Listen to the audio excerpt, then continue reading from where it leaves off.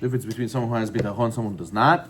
The fifth difference is choosing an occupation. A person who has bitachon, trusts in Hashem, and engaged in the worldly means of earning a livelihood, not because he thinks this is what gets him to amass funds. Rather, he says, listen, I need to have parnasah to do mitzvot, I need to have parnasah to be able to get to olam haba, that's why I'm working. And therefore, he will choose an occupation that allows him to do the mitzvot. He won't choose a job that will not let him pray mincha. He won't choose a job that will never give him ability to learn in the morning or learn in the evenings. He'll always have them in the back of his mind when choosing a job. He won't ever come to, infringe on Shabbat. He won't ever come to infringe on the holidays. Chol HaMoed, all these things are always in the top of his head because he's trying to find a job that will help him get olam haba. But a person who doesn't have bitachon, he puts his means of employment, his means of livelihood first, and then the Torah comes afterwards. That's a very big lesson we have to learn, that do we put our agenda first and the Torah fits after, or do we put the Torah first and our agenda comes afterwards? The person who doesn't have bitachon, he puts his job first. He goes to work on Shabbat. Why are you working on Shabbat? I make money, Rabbi. Saturday's the busiest day. What can I do? There's no choice. I have to. I'm going to pay the bills. So he doesn't have bitachon, that he doesn't think that Hashem could give him in 6 days instead of 7. As the Chavetz Chaim used to say, there's a barrel, right? And the barrel has a certain amount of wine. And you put a spigot. What's a spigot? A spout. A little faucet for the wine to come out. A little hole. He says, do you think that if you add many holes into the barrel, more wine will come out? No. You're supposed to have a certain amount of wine in there, and that's it. It is what it is. So now it will come out faster if you make many holes, but at the end of the day, only the amount of wine that's in there will come out. So he says the same thing. You think that you work 7 days a week, you work another extra day, you're going to make more money? You're going to make the same amount of money that Hashem already decreed for you for Rosh Hashanah. Okay, maybe it'll come out faster, but at the end of the day, you're not going to make 1 cent more than God already decreed for you. So therefore, a person who doesn't have bitachon, he puts his job before Hashem.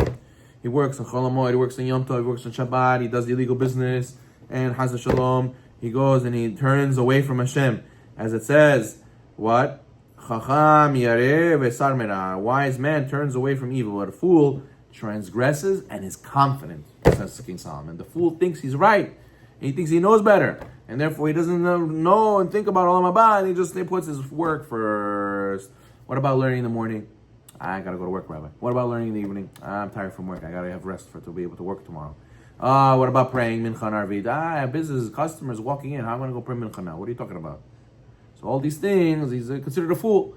He doesn't realize that he's missing out on Olam Haba, and his job is supposed to provide him with the means to be able to get Olam Haba, and you're putting the parnasah for what? Just for the sake of making parnasah, and then do what with this? What is the point of all this? As the Gemara says in Mitzvah. We said many times, the Babylonians are foolish, right? They eat bread with bread. What does that mean? It means that they ask them, why are you working? To put bread on the table. You ask them, why are you eating bread on the table? To be able to go to work. So why are you working? Put bread on the table. It's a cycle, never ends. Tachlis, at the end of the day, what are you getting from all this? Okay, you made all this money, amassed. Now what? What are you building towards? I don't know. Buy this, buy that, buy this, buy that, buy this, buy that. Okay, now you have a lot of stuff. Now what? I don't know. I feel empty. So your soul wants progress. Your soul wants to overcome challenges. And that is the process of Olam Haba. Some people, they make this idea into a micro idea. The downsides. What do? The gym. People get obsessed with the gym. Oh, and then I gotta get to this weight, and I gotta get to this size of bicep, and then I gotta take this amount of protein, and then wake up at this time, go to that. Okay, you did. Now you won Mr. Olympia. You have the gold medal. Now what? I don't know. Now you do it again. I don't know. So your soul is looking for these type of challenges, and really the ultimate challenge is becoming the perfected version of yourself and getting Olam Haba. The sixth one, which is the sixth difference. The one who has trust in Hashem is loved by all classes of all people. They are comfortable in his company because they know that he will not harm them. Why? Because he knows that a person has bitachon, he never wants to harm anybody. He doesn't want to take revenge on anybody. He only talks to Hashem and realizes everything is from Hashem.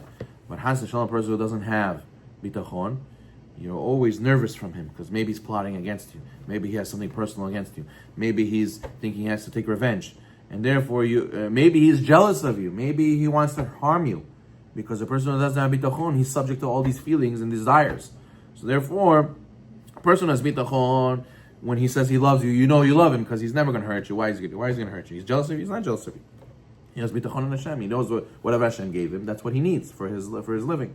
and he's not going to take revenge of you, because even if you messed up against him, Hashem, he knows it's from Hashem. Hashem, I wanted him to go through that suffering, so he's not going to blame you. He's going to go and take it up with Hashem, and therefore there's no reason to hold back in your relationship with him.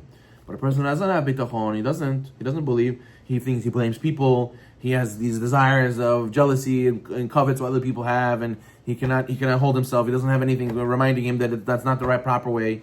So then it holds back. It hurts.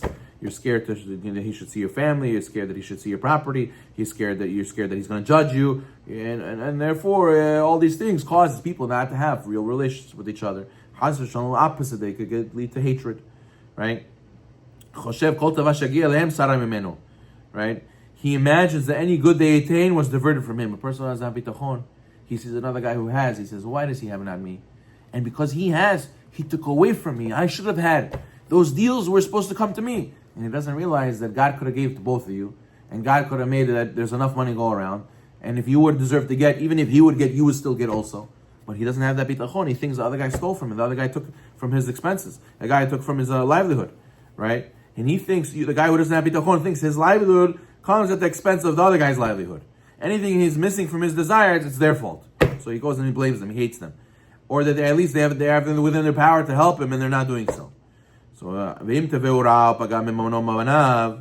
right? Or something. Now what happens now, he thinks something happened to his business, or something happened to his children, Chas v'shalom. He thinks that it's those people. You see, this is what happened because of them. It's all their fault. They don't realize that Hashem orchestrated all these things, so they don't have the bitachon to remember that, right? And then they play the blame game, and then even worse, which happens today a lot, and he becomes delusional that he thinks he's victimized by all these people, and he harbors this negativity, and he starts to despise those people. And now you start having machloka, you start having hatred. He starts speaking negatively about them, he curses them, he hates them, just like what we see a lot of today people do with the Jews. They blame the Jews, and they all their faults and all the things they go through, it's all the Jews' fault, and now we speak against them and hate them and trying to hurt them. And what? In reality, someone who lives like this, he hates other people, what happens to him? On him, he becomes despised, he gets scorned in both abodes, this world and the world to come. What? And what happens? The pasuk says on him, the perverse of heart will not find good. So it comes out that the reason why people speak Lashon Hara is because they don't have enough bitachon. If you would have more bitachon, you would realize everything's from Hashem. You have nothing to speak about this guy. You would realize that if you didn't have experienced this difficulty, is because Hashem wanted you to go through this. There's something you're supposed to learn. You deserve kapara. People think, I'm perfect. Nothing should bad happen to me. Why this guy did something bad to me? You're not perfect, first of all. Hello, let's wake up. First of all, you did some sins in your life, and you deserved some kapara, some atonement. So this guy bothered you. This guy spoke against you. This guy cut you off in the street. So therefore, you have the right to speak about him. You don't have the right to speak about him. You have to speak to Hashem and say, why did this happen to me? When you have that bitachon, you won't hate anyone, and you won't speak lashon hara about anybody. Baruch Adonai Olam. Amen.